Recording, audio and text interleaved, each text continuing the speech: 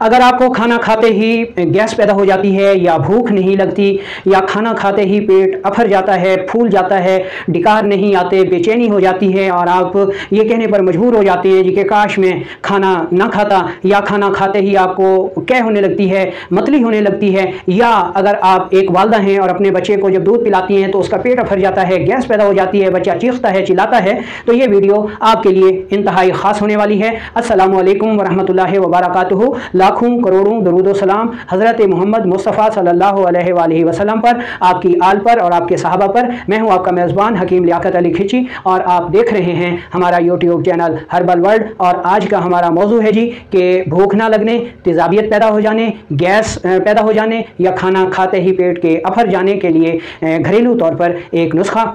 दोस्तों, बहैसियत इंसान हम जो भी चीज़ खाते पीते हैं वो हज़म हो जाती है और उसके दो हिस्से बनते हैं। एक अच्छा हिस्सा जो कि खून में शामिल हो जाता है, उससे ताकत पैदा होती है और उस ताकत से हम चलते फिरते हैं और अपने सारे काम धंधे करते हैं, आफाल अदा करते हैं। और दूसरा हिस्सा फासिद मादों का होता है जो कि पेशाब, खाने और पसीने की सूरत में इंसानी जिस्म से खारिज हो जाता है। हम में से बहुत सारे लोग ऐसे होते हैं जिनका निज़ाम इंतहाई ख़राब हो जाता है, भूख नहीं लगती, खाना हज़म नहीं होता, गैस भर जाती है, डिकार आते हैं या हवा मकद के रास्ते ज़ोरदार आवाज़ के साथ खारिज होती है, जिसकी वजह से महफिल में शर्मिंदगी उठाना पड़ती है। या फिर छोटे बच्चे जो कि दूध पीने वाले होते हैं उनका पेट अफर जाता है, गैस खारिज नहीं होती, पेट में शदीद दर्द होता है और वो बहुत ज़्यादा रोते और चिल्लाते हैं और उनके वालिदैन इंतहाई परेशानी के आलम में उनको उठाए हुए एक डॉक्टर से दूसरे डॉक्टर और एक हकीम से दूसरे हकीम के पास जाते रहते हैं। तो दोस्तों, इन तमाम मसाइल के लिए आज हम आपको एक इंतहाई सादा लेकिन इंतहाई मौसर घरेलू सतह पर तैयार होने वाला नुस्खा बताएंगे। उसको तैयार करें और ये नुस्खा इतना बाकमाल है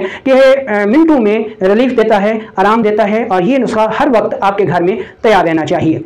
तो इसके अज्जा नोट कर लें। ये नुस्खा 3 अज्जा पर मुश्तमिल है। पहले नंबर पर आपको चाहिए जनाब अदरक का रस। अदरक का रस आपने लेना है 60 ml। दूसरी चीज़ आपको चाहिए लीमू का रस और लीमू का रस भी आपने लेना है 60 ml। और तीसरी चीज़ आपको चाहिए नमक सफ़ेद और ये आपने लेना है 60 ग्राम। लीमू चूँकि बहुत ज़्यादा महंगा है और अगर आप इसको इस्तेमाल करना नहीं चाहते तो इसकी जगह 7 लीमू आप 30 ग्राम डाल सकते हैं, यानी 60 ml अदरक का रस, 30 ग्राम 7 लीमू और 60 ग्राम खाने वाला नमक। ये चीज़ें जो हैं ये आप अगर लीमू का रस है और अदरक का रस है तो उसमें आप नमक को मिला के अच्छी तरह हल करके एक हफ्ते के लिए इसको धूप में रख दें मजबूत ढक्कन लगाकर।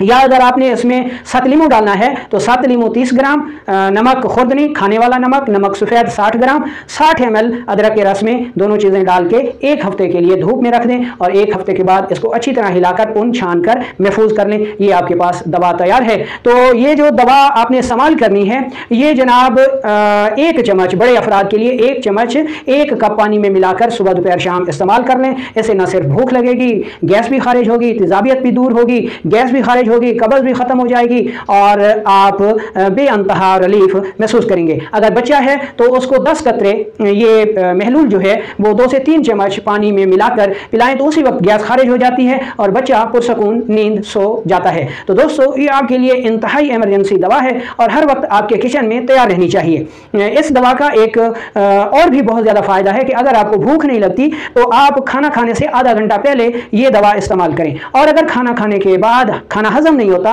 पेट अफर जाता है, गैस पैदा हो जाती है या कब्ज़ पैदा हो गई है तो खाना खाने के बाद इसको इस्तेमाल करें। दोनों सूरतों में इंतहाई मुफीद असरात का हामिल ये नुस्खा है।